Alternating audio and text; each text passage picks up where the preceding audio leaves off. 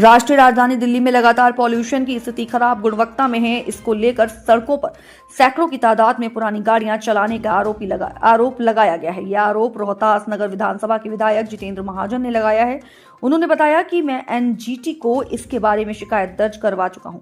107 से गाड़ियों का जिक्र उन्होंने बताया कि कई गाड़ियां हैं जिनका पॉल्यूशन नहीं हुआ है। इसी का खुलासा करते हुए आज उन्होंने बताया कि जितनी भी सरकारी गाड़ियां हैं 2022 से उनका पॉल्यूशन नहीं हुआ है।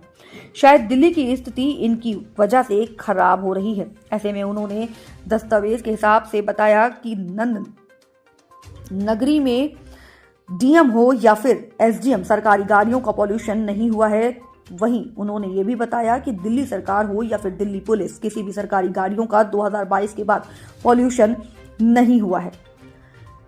इसी वजह से पॉल्यूशन की स्थिति खराब श्रेणी में है।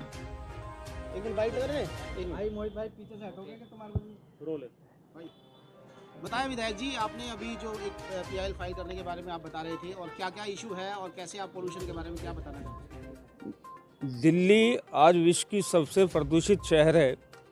दिल्ली के अंदर पोल्यूशन इस हद तक हो गया है कि दिल्ली के लोगों को सांस लेने में भी तकलीफ़ है।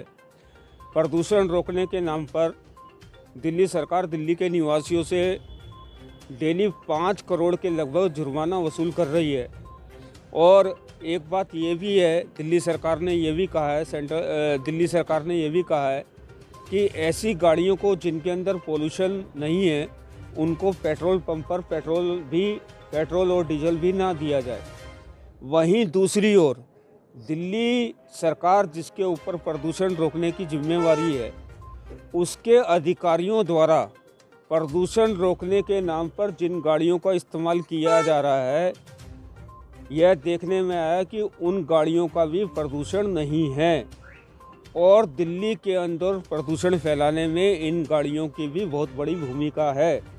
मेरा कहना है कि कानून सबके लिए बराबर है। दिल्ली की जनता से आप प्रदूषण के नाम पर डेली करोड़ों रुपए वसूल करोगे और दिल्ली सरकार की जो खुद की गाड़ियां हैं जिनके अंदर पोल्यूशन नहीं है, उन्हीं गाड़ियों पर बैठकर आप जुर्माना वसूल करोगे और उन गाड़ियों के प्रदूषण, इंश्योरेंस और फिटनेस की ओर आप ध्यान नहीं दोगे। ये दोहरा मापदंड दिल्ली सरकार का है।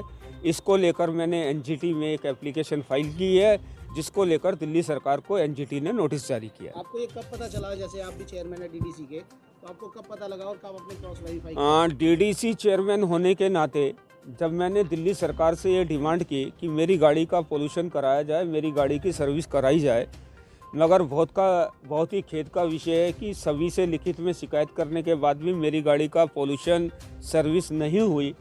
उल्टा मेरे को उपलब्ध करवाए गए सभी कर्मचारी वापस ले लिए गए। उसके पश्चात जब मैंने दिल्ली सरकार की कार्यशैली देखी तो ये ध्यान में आया, दिल्ली सरकार की गाड़ियों का इवन डीएम, एसडीएम, ऐसे अधिकारी जिनके ऊपर प्रदूषण रोकने की जिम्मेवारी है, उनकी खुद की गाड़ियों के भी पोल्यूशन नहीं है।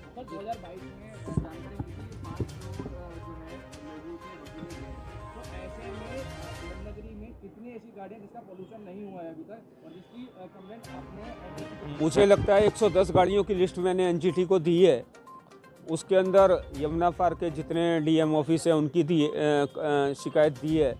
तो मुझे लगता है कि 5 करोड़ रुपए डेली, अखबार जो कहते हैं वो ये कहते हैं कि लगभग 5 करोड़ रुपया डेली वसूल किया गया है। तो मेरा ये कहना है कि जिन एजेंसी के ऊपर प्रदूषण की रोकथाम करने की जिम्मेवारी है वो भी कानून के दायरे में आते हैं, उनको भी कानून का पालन करना चाहिए। दिल्ली में जितने भी विभाग हैं उसकी पोल्यूशन ना होने के कारण इससे ज़्यादा पोल्यूशन फैल रहा है। मैंने जब 110 गाड़ियों की जांच की तो मुझे ध्यान में आया कि 99% गाड़ियों के पोल्यूशन नहीं है। सर, हो सकता है दिल्ली पुलिस होने को कुछ भी हो सकता है, तो उसकी भी जांच होनी चाहिए। कुल मिलाकर दिल्ली को प्रदूषण मुक्त शहर बनाना चाहिए। हम सब लोगों को मिलाकर बनाना है इसको प्रदूषण मुक्त शहर। उसके अंदर जितनी आम नागरिक की जिम्मेवारी है उतनी सरकार की जिम्मेवारी भी है कि वो प्रदूषण से संबंधित जितने भी नियम, कायदे, कानून हैं वो भी अपने ऊपर भी लागू करे। अभी नोटिस हो गए हैं, किस को नोटिस हुए? एनजीटी ने मेरी याचिका के ऊपर दिल्ली सरकार को, कमिश्नर ट्रांसपोर्ट डिपार्टमेंट को और पोल्यूशन कंट्रोल बोर्ड को नोटिस जारी किया है।